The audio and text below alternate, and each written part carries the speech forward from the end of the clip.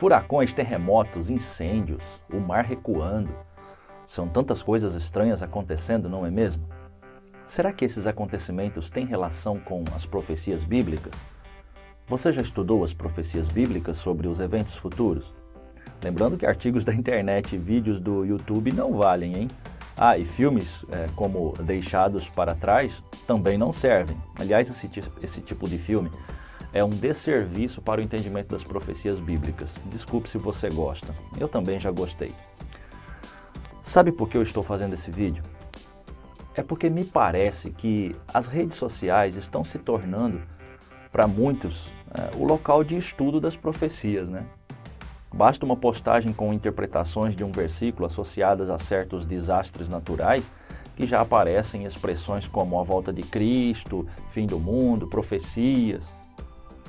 Então eu convido você para uma reflexão e espero que você pare um pouquinho e pense no que eu vou falar.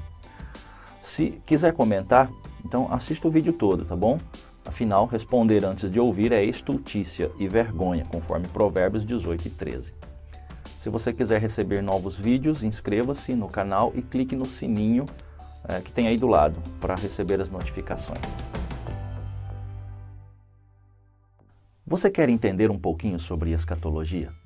Escatologia é o estudo das profecias relacionadas aos eventos futuros. Então eu vou dizer o que você deve fazer para iniciar nos estudos sobre eventos futuros. Primeiro, você precisa ter uma noção panorâmica de toda a Bíblia. Depois, deve ler o livro de Daniel. Você deve ler todos os profetas, maiores e menores. Deve ler também Mateus 24, Marcos 13 e Lucas 21, bem como 1º e 2º Tessalonicenses. E, por fim, deve ler todo o livro de Apocalipse. Depois de ler todos esses textos bíblicos sobre profecia, você deve ler vários comentários sobre esses textos. E quando eu digo comentários, não me refiro a textos da internet. Estou dizendo que você precisa ler livros de teologia sobre escatologia. Leia quantos você puder, e não apenas os que defendem seu ponto de vista. Depois de estudar muito e estiver quase decorando os textos sobre as profecias, você estará pronto para dizer que não sabe o suficiente para entender a grandeza das profecias. Infelizmente, o que eu tenho visto nas redes sociais são interpretações proféticas de versos isolados, baseados em ficção e sensacionalismo.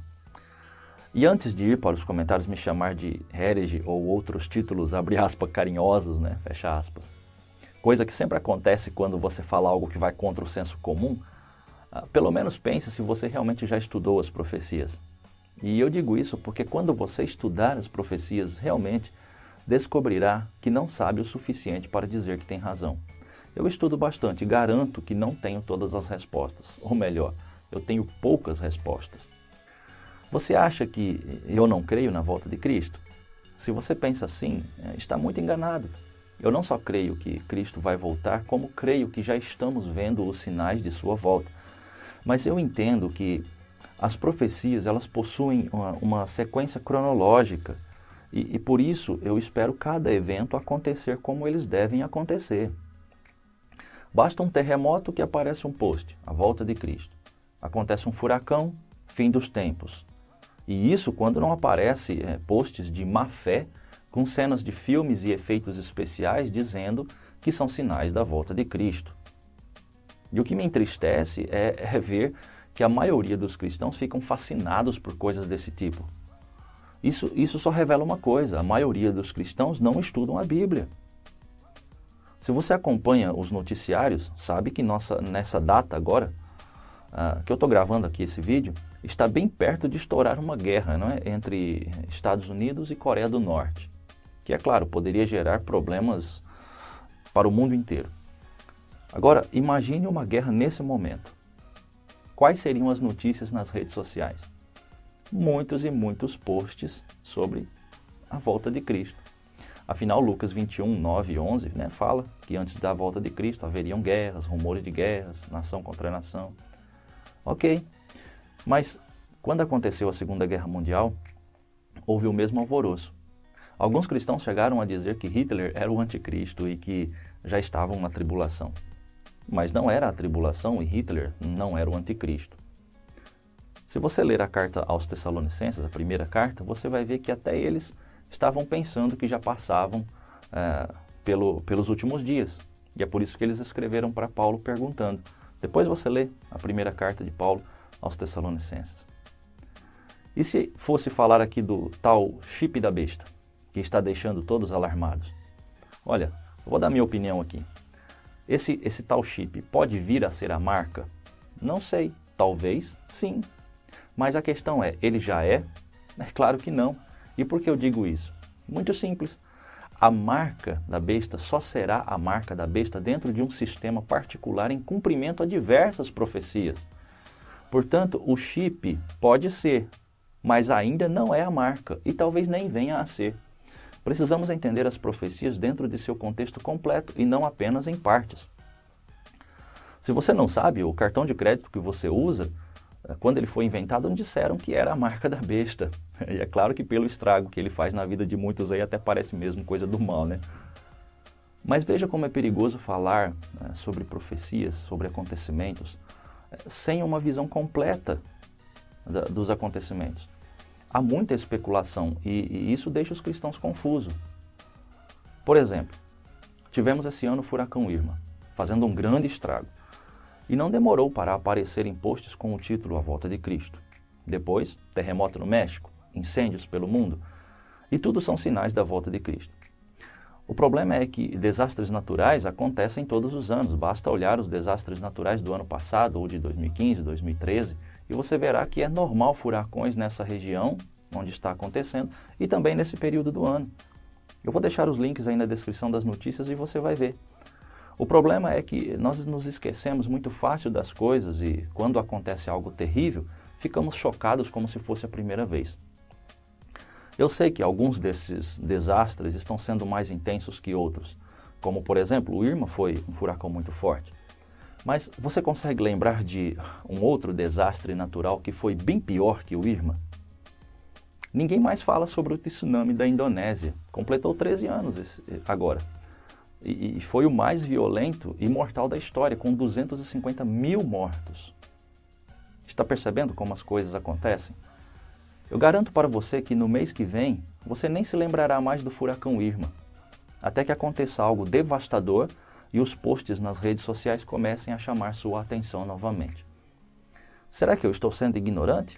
Será que eu estou deixando de pensar sobre a volta de Cristo? Não. Só estou querendo que você entenda que há uma sequência lógica no cumprimento profético e tudo tem o seu tempo. Ainda há alguns acontecimentos que devem ocorrer antes da segunda volta de Cristo.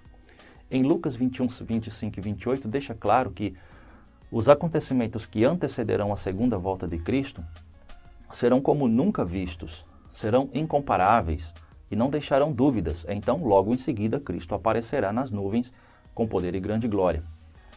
Tudo isso pode começar a acontecer logo, e creio que já estamos vendo indícios reais, como se fosse um palco sendo preparado antes do abrir das cortinas, mas precisamos de cautela e devemos ser prudentes.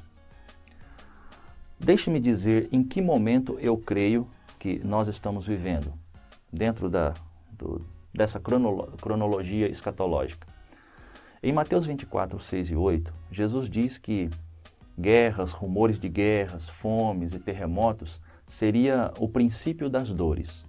Pois bem, eu creio que já estamos chegando ao final dessa fase do princípio das dores, prestes a entrar no do verso 9 em diante. Mas ainda não entramos. Estamos no final do princípio das dores. Creio que é esse o momento que vivemos nessa data que faço esse vídeo. Isso é o que eu creio, você pode ter outra forma de ver. Muita coisa ainda deve acontecer. A apostasia deverá dominar a terra. Leia 2 Tessalonicenses 2, 1, 4.